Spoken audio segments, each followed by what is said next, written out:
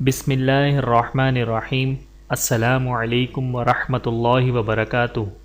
ناظرین، امید کرتا ہوں آپ سب خیریت سے ہوں گے اور میں آپ سب کو اپنے یوٹیوب چینل پر خوش آمدید کہتا ہوں۔ اور اگر آپ نے ابھی تک ہمارے چینل کو سبسکرائب نہیں کیا ہے تو جلدی سے ہمارے چینل کو سبسکرائب کر لیں اور ساتھ میں بیل آئیکن کو بھی کلک کریں تاکہ ہماری ہر نئی آنے والی ویڈیو آپ تک بآسانی پہنچ جائے۔ حضرت محمد مصطفیٰ صلی اللہ علیہ وآلہ وسلم نے فرمایا، جب بھی مومن کسی پریشانی، بیماری، رنج و ملال، تکلیف اور غم میں مبتلا ہوتا ہے، یہاں تک کہ اسے کانٹا بھی چبھتا ہے، تو اس کے بدلے میں اللہ تعالیٰ اس کے گناہ معاف کر دیتا ہے۔ ایک صحابی نے عرض کیا، یا رسول اللہ صلی اللہ علیہ وآلہ وسلم، نیکیوں کی قسمیں تو بہت ہیں اور میں ان سب کو انجام دینے کی استطاعت نہیں رکھتا، لہٰذا مجھے ایسی چیز بتا دیجیے جسے گرہ سے باندھ لوں اور زیادہ باتیں نہ بتائیے گا کیونکہ میں بھول جاؤں گا۔ آن حضرت صلی اللہ علیہ وآلہ وسلم نے اس کے جواب میں فرمایا، تمہاری زبان اللہ تعالیٰ کے ذکر سے تر رہا کرے۔ حضور اکرم صلی اللہ علیہ وآلہ وسلم نے فرمایا،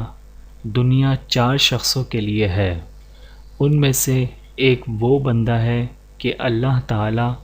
نے اس کو مال بھی دیا اور دین کی وقفیت بھی دی، سو وہ اس میں اپنے رب سے ڈرتا ہے اور اپنے رشتہ داروں سے سلوک کرتا ہے، اور اس میں اللہ تعالیٰ کے لیے اس کے حقوق پر عمل کرتا ہے، یہ شخص سب سے افضل درجے میں ہے۔ حضرت ابو ہریرہ رضی اللہ تعالی عنہ فرماتے ہیں کہ اللہ کے رسول صلی اللہ علیہ وآلہ وسلم ایک اناج بیچنے والے مرد کے پاس سے گزرے۔ آپ صلی اللہ علیہ وآلہ وسلم نے ڈھیر میں ہاتھ ڈالا تو اس میں ملاوٹ کی گئی تھی، تو اللہ کے رسول صلی اللہ علیہ وآلہ وسلم نے فرمایا، ملاوٹ کرنے والا ہم میں سے نہیں ہے۔ حضور اکرم صلی اللہ علیہ وآلہ وسلم نے فرمایا، میں اور یتیم کی پرورش کرنے والا جنت میں اس طرح قریب قریب ہوں گے، اور آپ صلی اللہ علیہ وآلہ وسلم نے اپنی 2 انگلیوں انگشت شہادت اور درمیانی انگلی سے اشارہ فرمایا۔ حضور اکرم صلی اللہ علیہ وآلہ وسلم نے فرمایا، لوگوں کی ایک جماعت جن کا لقب جہنمی ہوگا،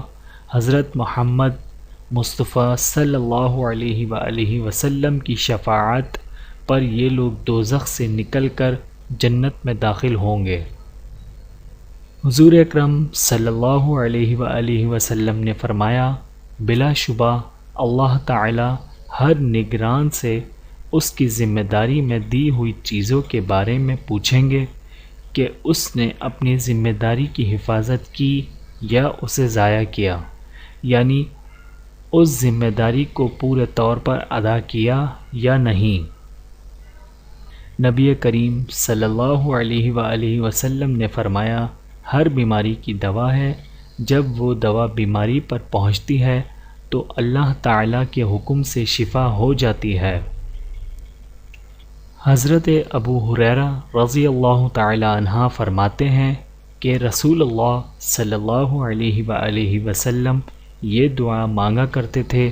اے اللہ، جو علم آپ نے مجھے عطا فرمایا اس سے نفع بھی دیجیے، اور مجھے مزید ایسے علوم سے نواز دیجیے جو میرے لیے نافع اور مفید ہوں، اور میرے علم میں خوب اضافہ فرما دیجیے، اور ہر حال میں تمام تعریفیں آپ ہی کے لیے ہیں۔ حضور اکرم صلی اللہ علیہ وآلہ وسلم نے فرمایا، جس شخص نے مجھے دیکھا اور مجھ پر ایمان لایا اس کو تو ایک بار مبارکباد، اور جس نے مجھے نہیں دیکھا اور پھر مجھ پر ایمان لایا اس کو 7 بار مبارکباد۔ حضرت ابو امامہ رضی اللہ تعالی عنہ فرماتے ہیں کہ ایک دن صحابہ کرام رضی اللہ تعالی عنہ نے رسول اللہ صلی اللہ علیہ وآلہ وسلم کے سامنے دنیا کا تذکرہ کیا تو آپ صلی اللہ علیہ وآلہ وسلم نے ارشاد فرمایا، غور سے سنو، دھیان سے سنو، یقیناً سادگی ایمان کا حصہ ہے، یقیناً سادگی ایمان کا حصہ ہے۔